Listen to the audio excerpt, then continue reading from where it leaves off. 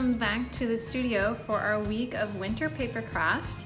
Today I'm going to show you how to make this pop-up card that has lots of hidden little folds, and it has lots of winter action scenes. There are a lot of artists who draw pictures or paint pictures or take photography of action scenes, and I'm going to share with you a book, one of my favorite wintertime storybooks that we read at our house, that has an artist or an illustrator who does a lot of action scenes in his illustrations. So while I'm reading this book to you, I want you to notice all of the actions that are happening, all of the movements and the scenes that show the activities that the snowmen are doing. In your artwork today, you're going to be hiding lots of winter actions in your artwork and practicing drawing movement and action. Let's get started. So the book is called Snowmen at Night by Carolyn Buhner, pictures by Mark Buhner.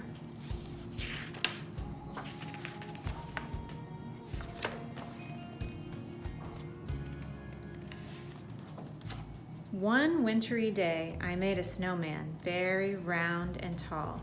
The next day when I saw him, he was not the same at all. His hat had slipped, his arms drooped down. He really looked a fright. It made me start to wonder, what do snowmen do at night? I think that snowmen start to glide when it gets really dark, off the lawn and down the street, right into the park. They gather in a circle while they wait for all the others, sipping cups of ice-cold cocoa made by snowmen mothers. Then the snowmen games begin. They line up in their places, each one anxious for his turn in the snowmen races. After everyone has had a chance at racing once or twice, they go on over to the pond to do skating tricks on ice. Sometimes they start giggling and then they act like clowns. They bump into each other till they all fall down. They gather up their snowballs, the pitcher takes his aim, and underneath the moonlit sky they play a baseball game. No one knows just how it started, but soon it's quite a sight when snowmen throwing snowballs in the world's best snowball fight. Oh man. Then it's time for sledding. It's a wild ride down the hill. Wahoo! They yell. This is by far the snowmen's biggest thrill. Finally, they're tuckered out and getting sleepy, so they slowly gather up their things, and one by one they go. So if your snowman's grin is crooked or he's lost a little height, you'll know he's just been doing what snowmen do at night.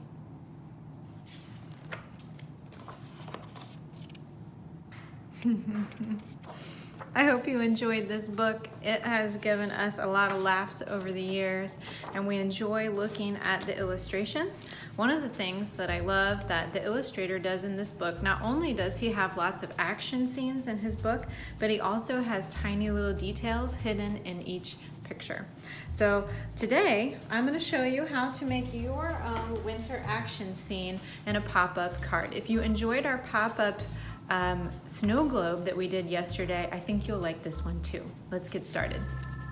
To make our illustrated pop-up action scene, you're going to need some white paper, and you will also need, if you have colored paper, that's great, but some additional paper and materials to color on to make a color for your sky. You're going to need your glue stick, some scissors, something to draw with, and of course your chosen material that you want to color and decorate with today. Today I'm going to use my colored pencils, but you of course can use anything that works for you. The first step is making our snowscape, or our snow area, and notice how this zigzag piece folds all the way out really long, and then it's skinny on this side and gets wider all the way up towards the top. So we've made this really long, nice sledding hill. And it folds up like this. So we're gonna make our sledding hill on a nice piece of paper. Have it nice and wide in front of you. You don't want it to be tall. And we're going to draw a curvy line starting low down here and going all the way near the top. Not all the way to the top. I might end it right here. So I'm gonna make this curvy line for my snowy hill all the way up like this. And then I'm gonna cut it. Now we're gonna fold up our hill into a zigzag. The widest part is this last part across the back. And notice how I zigzag it into each other. Each zigzag gets a little bit smaller. So this one doesn't quite reach the corner of this zigzag, and this zigzag here doesn't quite come all the way to the corner here. So it's kind of getting skinnier as it pops forward. So when we look at it this way, we notice it gets smaller as it's coming forward. So what that means, when we fold, I'm gonna fold all the way over and think about how wide I want that widest back part to be. I want it to be about like that. I'm gonna line up the bottom here, make sure my bottom's lined up, and make a nice crease. When I fold back the other way, I'm gonna leave a little bit of room right here. And then I'm gonna fold back one more time. Now yours might look a little bit different. Every time I've done this, it looks a little bit different. One more time. You've got your big piece of paper. We're gonna fold over, thinking about how big we want that biggest background to be. We'll fold back this way a little bit, leaving a little bit of room here, and then we'll fold back one more time, slightly smaller. Okay, so there's gonna be our snowy hill. Next, we're gonna create our sky in the background. And you'll notice that on mine, I've used a long piece of construction paper. It's a little bit sturdier and thicker than my white computer paper that I've been using. But of course, you can use another piece of computer paper to add onto your sky. I would add one whole long piece across the back to keep it a little bit sturdier so it's not flimsy. It's nice to have some thickness on that back part. So I'm gonna use my zigzag snowscape here and trace how wide it is onto a piece of construction paper. And I'm gonna go ahead and cut that.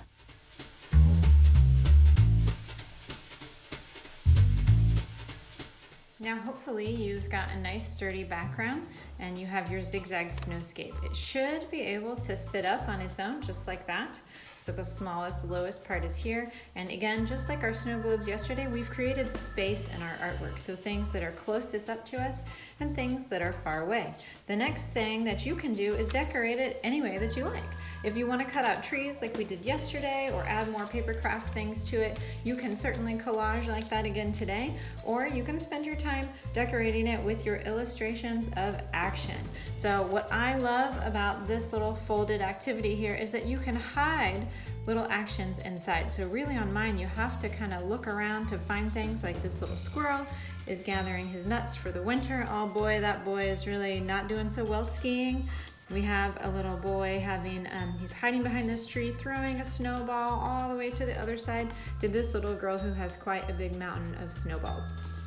We've got another girl going down the hill. I could add lots more illustrations in here if I like, and a blue dog just going on a little snow hike, and some girls that are super proud of their igloo that they made, a young man who is very excited that he has caught a fish doing ice fishing, and a little pink cat on a walk.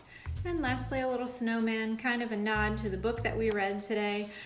In your action snow drawings today, you could do any sort of winter scene you want. You don't even have to do people. You could do something really wacky, like a whole bunch of snakes having a winter snowball fight.